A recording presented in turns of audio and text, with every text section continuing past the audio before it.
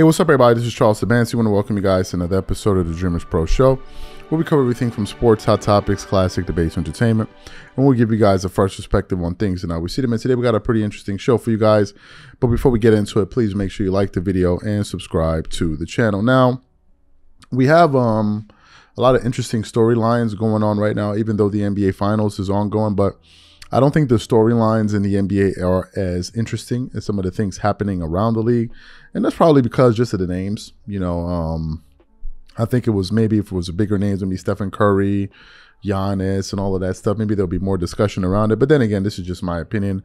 Obviously, other people will feel otherwise. Now, one of the stories looming in the background has to do with Ja Morant. This is something that NBA Commissioner Adam Silver recently commented on when he was interviewed, I believe, before Game 1 of the NBA Finals, when a reporter specifically posed a question to him, which was, what are we to expect in terms of number of games that Ja Morant may be suspended? David Stern said that he didn't want to discuss that at that moment because he felt that it may possibly take away some headlines from the NBA Finals. That wasn't something that he was interested in doing. And then recently, I believe it was after Game 2 or Game 1, I think it was Game 1, after Game 1 or Game 2, I don't remember.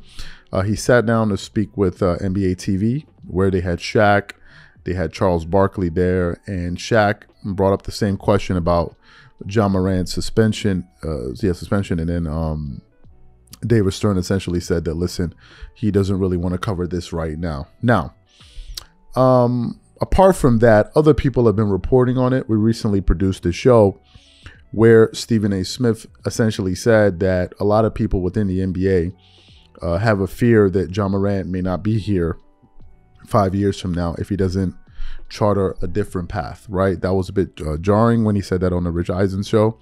I was very, very surprised at that. We produced the show. A lot of people weighed in on Stephen A. Smith's particular take. But then yesterday, if I'm not mistaken, I was kind of combing through the internet here, doing some research, and I came across an article from fadeawayworld.net. And this article basically outlined the sentiment in NBA circles amongst some GMs, I assume, or some people within the NBA. And a lot of these people think that Ja Morant may end up missing half the season. But before we get into this report, this video is brought to you by our sponsor Aura, who's also the official sponsor of the T-Wolves. Do you know what the fastest growing crime in America is today? It's identity theft. Imagine trying to log into your email only to see that your password has been changed. Then you start getting weird notifications from your bank and credit cards, only to find out that all of your personal and sensitive information has been totally compromised. If you think it can happen to you and your family, just know that in 2020, over 49 million Americans were victims to identity theft, costing them a combined $56 billion. That is why we are excited to partner with Aura, who's the sponsor of this video. Aura is the #1 identity theft and financial fraud protection. Aura monitors the dark web and alerts you if any of your passwords and accounts have been breached. And funny enough, after using Aura, I discovered some of my credentials were floating around in the dark web, and the app showed me exactly when and where the breach happened. In addition, Aura allows you to set spending alerts, and they'll notify you of any suspicious transactions. Aura is 4 times faster than any of its competitors in alerting you if someone is trying to open a credit card or obtain a loan using your name. And remember this, every 14 seconds, someone becomes a victim of identity fraud. Don't let it happen to you. Now click the link in the description and try Aura for free for 2 weeks and see if any of you or your family's personal information has been compromised. Start your free trial at aura.com/dreamerspro. And when you try Aura, by using the link in the description below, also know that you're supporting this channel. Thank you. So let me just get into this report here. Basically, it starts off with the headline: NBA personnel believe Ja Morant will be suspended for at least half of the 2023-2024 season. Point guard Ja Morant is the face of the Memphis Grizzlies, and there's no doubt that he's an elite player when he's on the court. He's a top-tier slasher and playmaker who carries the team's offense. Despite his talent, there have been a lot of negative media coverage about Ja Morant, largely due to his off-court incidents where he was caught flashing a gun on camera. At this point, it seems as some sort of suspension is coming for Ja Morant. A recent report from Sam Amico of HoopsWire revealed that league personnel believe he will be suspended for at least half of the 2023-2024 campaign.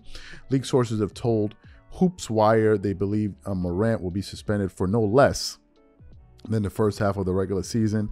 There's no doubt that this is a hefty suspension that could potentially have a huge effect on the Memphis Grizzlies season. However, they've also shown that they can survive without John Morant for extended periods in the past. This season, John Morant averaged 26.2 points per game, 5.9 rebounds, 8.1 assists per game for the Memphis Grizzlies. He is clearly an all NBA level player when he's on the court, and hopefully he can get past these off-court issues in the future. And the article basically goes on to reiterate the point that I put out there, where I said that some people within the league have some concerns of his well-being moving forward, which is directly connected to the report that Stephen A. Smith gave on the Rich Eisen show. So, what's my take on this news here that John Morant could potentially miss half of the NBA season? I don't think it's excessive whatsoever. My thing is, what's the rush? What's the rush? What's the rush? What's the rush? What's the rush? What's the rush? Right? What is the rush to get John Morant back on the court? And I'm really beginning to question a lot of the people that are really advocating for John Morant to rush back to playing basketball. Is it that you want this guy to entertain you? You want him to go pull out some more dunks for you so you can shout in your living room and, oh my God, this is amazing. Oh my God, did you see that spin move that he did? Is that what you want? You want to do to be dunking all over the place for you, to excite you? That's what it means to you? Listen, John Morant is in some serious mess, okay, with the league. And a lot of these incidents that we are privy to are serious incidents. The last thing on anybody's mind should be whether or not, oh, John Morant can come on the basketball court and entertain you. These are some serious issues. And John Morant needs time, like any other person, to really self-correct.